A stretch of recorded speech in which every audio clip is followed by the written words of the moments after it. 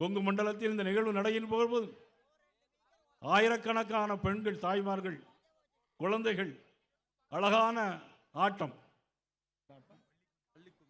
வள்ளி கும்மி ஆட்டம், ராஜ கணபதி வள்ளி கும்மி ஆட்டம் எவ்வளவு கண்கொள்ளா காட்சியாக இருந்தது.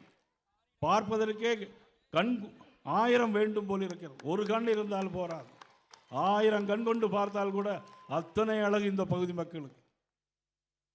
என்னுடைய அன்பு சகோதரர் அண்ணாமலை அவர்கள் வரும்போது சொன்னார்கள், அண்ணா இந்த ஆட்டத்தில் பல சூட்சுமை இருக்கிறது.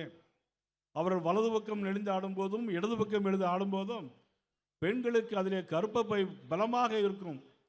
அது மட்டுமல்ல, அவளுடைய முதுகுதண்டு பலமாக இருக்கும். பெண்கள் குழந்தைகள் பேறுகாலத்தின் போது அது பெரிய உதவியாக இருக்கும்.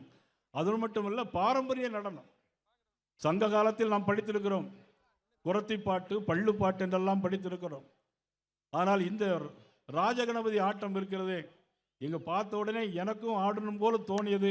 ஒரு இடம் ஆடினேன், நானும் அண்ணாமலை அவர்களும் ஆடினோம். ஆனால் நாங்கள் இருவரும் இன்னொரு ஆட்டம் ஆடப் போகிறோம். அந்த ஆட்டம் தேசிய ஜனநாயக கூட்டணியோடு சேர்ந்து தமிழகத்தில் மாண்பு உள்துறை அமைச்சர் அமித்ஷா அவர்கள் என்ன நினைத்தார்களோ, பாரத பிரதமர் நரேந்திர மோடி அவர்கள் என்ன நினைத்தார்களோ, என்ன நினைத்து இந்த கூட்டணியை உருவாக்கினார்களோ, அதை வெற்றி பெறுவதற்கு நாங்கள் இருவரும் சேர்ந்து ஆடுகிற ஆட்டம் இனிமேல் தான் இருக்க போகிறது. எங்க அண்ணன் பொள்ளாச்சியாரம் பார்ப்பார், என்ன நீ மட்டும்தான் ஆடுவியா, எங்களுக்கு ஆட தெரியாதா அப்படின்னு.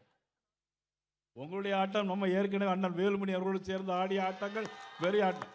நாங்கள் நீங்கள் வேற எதையும் நினைச்சிடக்கூடாது. நான் இதே மாதிரி இந்த உண்மை ஆட்டம் தான், வேற ஒன்றும் இல்லை.